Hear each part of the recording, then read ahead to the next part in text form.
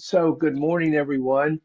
Again, recently we have been talking about stories and the stories we tell ourselves. And I think this is really an important issue because it really does affect our well-being and how much we suffer or don't. And so today and again on Wednesday, I'm going to explore this topic further. And it's really about how, excuse me, as you've heard me say in the past, how we become identified with and believing our stories and how this can cause great suffering. One of the most common stories that I encountered in my years of doing psychotherapy, and with one with which I myself have struggled, is the not good enough story. So I want to focus in on the not good enough story today and dig into that a little bit. And what we think about ourselves and the world around us has a tremendous impact on our life and well-being day to day. For instance, if we think we're worthy of love and capable of confronting and overcoming life's challenges, we're more likely to act in ways that confirm that perception. If, on the other hand, we think the opposite is true, that we're unworthy, that we're not good enough, that we're not competent, odds are we will act in ways that align with those beliefs. So the stories that we tell ourselves, what we believe about ourselves, shape how we think, how we act, how we feel. And this is something we've talked about in the past, but it's only part of the truth and maybe not even the biggest part. Because more than what we think, it matters how we react to our thinking. So if we think a certain way and then act based upon that, for instance, if we think I'll never be good enough, it doesn't mean we can't still act in kind, caring, and compassionate ways. The perception can diverge from how we then interface with the world. And we know that because if we look more closely at our experience, our negative thoughts don't always land in the same way. And by that I mean if we hold them more lightly, then we can really see, as talking about today and Wednesday, that these are just stories that we tell ourselves. And even if they feel true, and believe me, they do if we don't get some perspective, they even if they feel true, they don't necessarily have to dominate our lives. Thoughts are just thoughts, as I often say. They don't hold power over us unless, and this is really important, we identify with them and make them us, make them who we are. And this is one of the real beauties of the teachings of the Buddha, where he talks about seeing things clearly. And part of what's implied in that is that stories are just stories. And typically, without this practice, we don't even realize that we're in the grip of our stories, that we've identified with them, that we've bought into them 100%. And unless we are mindful, we can't see that our stories are simply that, simply stories. Otherwise, we're influenced by them in unhelpful or even self-destructive ways. They really drive the car, which is why we use the tools of our practice to notice when we're stuck in a narrative that affects our way of life in negative ways. So if I'm behaving negatively or feeling negatively, it's always useful to check in. What's the story behind this? What's the story that's underlying how I'm feeling, how I'm acting, how I'm thinking? So let's review some of the patterns that we need to notice and combat the tendency of these not good enough stories. And I'm using that as a kind of an overarching umbrella to talk about so many of the self-critical things that we engage in.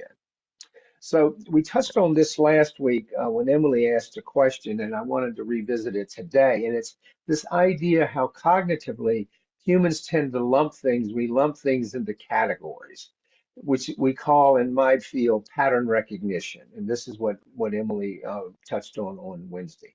And pattern recognition, that human tendency, sits at the helm of our basic cognitive architecture. It has tremendous survival implications to help us make sense or create order in the world. And the way we make survival-based decisions is quicker and more efficient because of this pattern recognition thing. So, for instance, if I shout snake, you don't need to see a snake to know we have to leave where we are. If we begin to see, we see categories of things that are necessary for survival, things to avoid, things to pursue. So categories are critically important to how we, if we, without them, the world would be chaos. Every time we saw a snake, it would be something new, and we wouldn't know whether it was dangerous or not. So it's a very fundamental level. But having said that, categories are not always our friends, especially when we use them to oversimplify defining who we are as individuals. In other words, we turn the labels that we or others apply to us to create entire narratives about who we are. Okay. So if we grow up hearing certain categories of who we are or what our behavior falls into, and we begin to buy into it, it becomes problematic. If someone tells me once that I am irresponsible, especially as a kid, I may well create and carry an entire narrative, a story about myself um, as irresponsible for the rest of my life if it goes unchallenged. I've often mentioned here as a child, I was often told that I was too big for my britches, meaning I was sort of full of myself. And I created from that, or I developed from that, an unconscious narrative, which made me avoid anything that smacked of showing off or self-aggrandizement, or as my mother would say, tooting my own horn. In other words, I mistook the label for a whole category of behavior about which I became self-conscious. So we get labeled as children, and then we just take it and run with it, create an entire narrative which begins to define us. It's just another story. And this is why, over my years in practice, I was always uncomfortable, from my own experience, with putting labels on people. Because when people adopt a label, oh, I am this, or I am anxious, or I am, have low self, we tend to live inside those labels. I mean, that's the tendency to do pattern recognition. That's the tendency to categorize ourselves. So what happens is these labels define who we are to ourselves and to others, and they begin to limit us, and they begin to cause tremendous, or can cause tremendous suffering. And the suffering usually takes the form of self-criticism and self-negation if we live within that labeled identity. So how often do we believe, for instance, that we cannot do something because it falls outside the labels that we inhabit? Oh, I can't do that. I'm not such and such, or I can't go there because I don't do such and such, or whatever. So many people I treated in my practice lived within this label of victim. I mean, that's a very powerful label in our culture.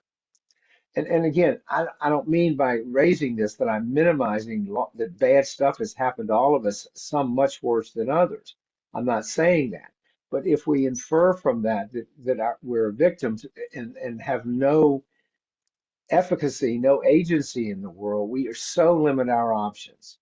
We go through life believing that nothing that we do matters because we're victims. We have no power to change things.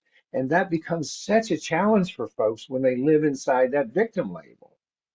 And I've known countless people like that. I've worked with countless. It's often what brings people into treatment because they're suffering immensely because they just feel like they get batted around by whatever the winds are that they encounter. We have to live with and accept whatever negative things occur in our life is just part of the flow of life, part of the impermanence of life, without defining ourselves as a victim of the universe or victim of a punitive God or victim of a culture or victim of whatever. To be able to move past that, we have to believe, if we believe the lack of agency or ability to do anything to improve our situation, we're just going to continue to be helpless to affect change. This path takes a very different stance. It asks us to imagine things differently. Because if we feel hopeless to find a solution or seek closure, which never comes, we're going to keep suffering. So the whole victim thing is just one of those stories, one of the category of stories when we talk about patterns that can be pervasive and can color everything we do in our lives. Oh, I missed that green light. I'm a victim of the traffic light. Oh, I got a flat tire. Why is the universe punishing me? Oh, it rained on my day for a picnic. Oh, the gods are against me. I mean, it goes on. It becomes the lens through which we see everything that happens to us. So another big source of not good enough comes from this self-critical inner dialogue that we engage in, often ongoing, this self-talk, which is so often much harsher than it would be if we were talking to a friend or a family member, the way we talk to ourselves. We harshly judge, we have a tendency to harshly judge and berate ourselves for our perceived failings or our real failings or our mistakes. And sometimes we don't even notice we're doing it if we aren't paying attention. We just kind of feel out of sorts. In my profession, we call those narratives automatic thoughts because they just come like that. They're so well worn, such a well worn groove in our brains. And if we have, as is common, internalized our cultural standard of perfection, which we've talked about here, then we are sitting ducks for negative self-talk because we are always failing. We're always falling short of the mark. And somehow, if we subscribe to this belief that if we're super strict with ourselves, we may not make any mistakes or do anything embarrassing or shameful. But what all that does is set us up because of the super strict rules to fail and feel miserable. And what if instead we responded to our mistakes or our screw ups with kindness, with patience, compassion, as these teachings ask us to do, with acceptance that it's all part of being human. Every one of us trips up, does stupid stuff, does embarrassing stuff.